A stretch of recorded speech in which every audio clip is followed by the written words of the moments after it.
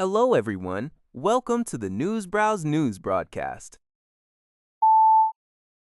UPI reports that the National Transportation Safety Board, NTSB, commenced a two-day hearing on Tuesday regarding the fatal UPS cargo plane crash that occurred in Louisville, Kentucky on November 4, 2025. This accident tragically resulted in the deaths of 15 individuals, all 3 crew members, and 12 people on the ground, and injured 23 others.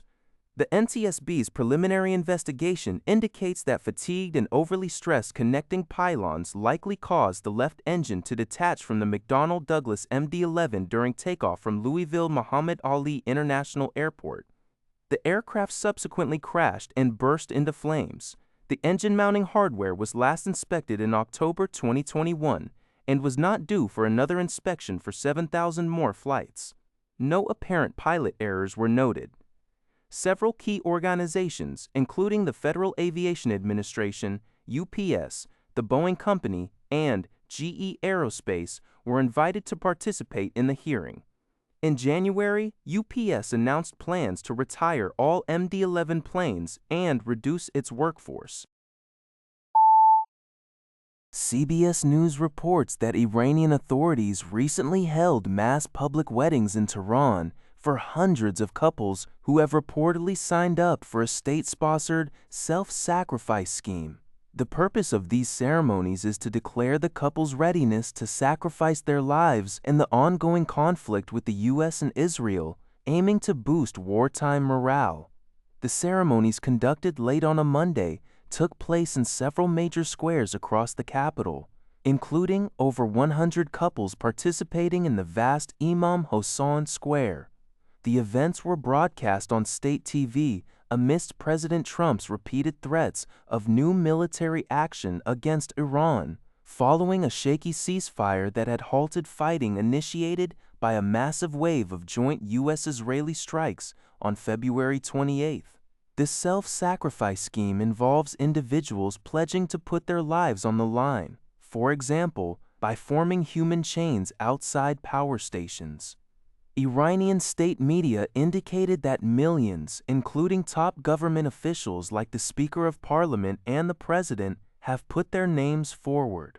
These weddings are part of a broader campaign by the Iranian regime to demonstrate national unity and preparedness. On the same day, tents were set up in Tehran squares offering tutorials on basic firearms use. Couples arrived at the Imam Hossein Square in military jeeps equipped with mounted machine guns, marrying on a stage adorned with balloons and a giant image of Supreme Leader Ayatollah Mojtaba Khamenei, who has not been seen publicly since his father's killing on the first day of the war. Participants expressed happiness at the religious significance of the occasion, marking the anniversary of Imam Ali's marriage to Fatima, the daughter of the Prophet Muhammad. Since the war began, Iranian authorities have held almost daily pro-government gatherings to highlight popular mobilization amid the conflict, according to Mehr news agency and AFP images.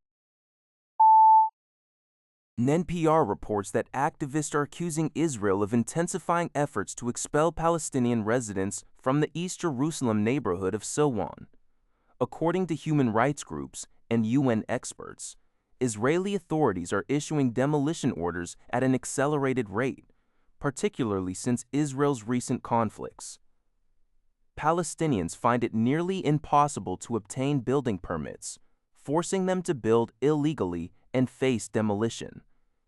Activists like Fakhri Abu Diab, whose family home was demolished, believe this aims to clear land for Israeli settlers and Jewish religious archaeological sites.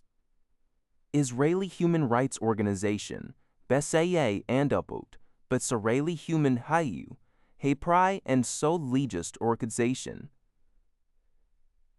Archaeologists like Yonatan Mizrachi note the manipulation of archaeological narratives to support settler claims despite Jerusalem's multicultural history. Many Palestinian families in Silwan face imminent eviction, with some forced to demolish their own homes.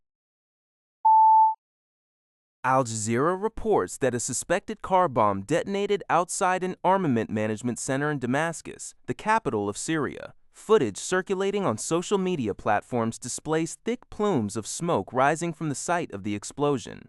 Firefighter teams were dispatched rapidly to the scene to combat and extinguish the resulting blaze.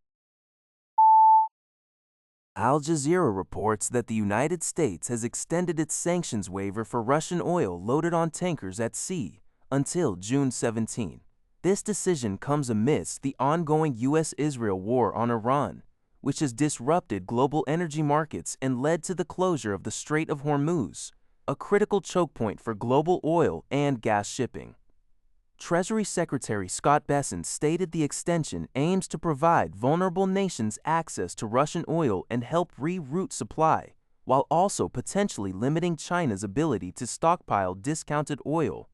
Despite previous U.S. efforts to curb Indian purchases of Russian oil, India and China continue to be significant buyers. Indian officials noted that New Delhi has been buying Russian oil regardless of waivers, emphasizing supply security and economics over sanctions optics.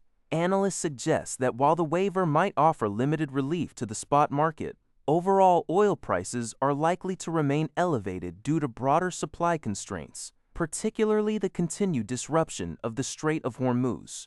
This extension has drawn criticism from some U.S. senators who argue it aids Russia's war economy. That's all for this video. Thank you for watching. See you in the next video.